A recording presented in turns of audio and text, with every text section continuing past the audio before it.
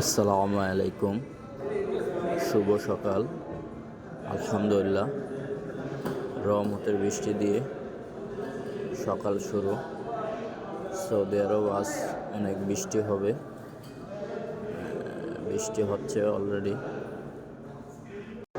আজকে সারাদিন বৃষ্টি হওয়ার সম্ভাবনাই বেশি।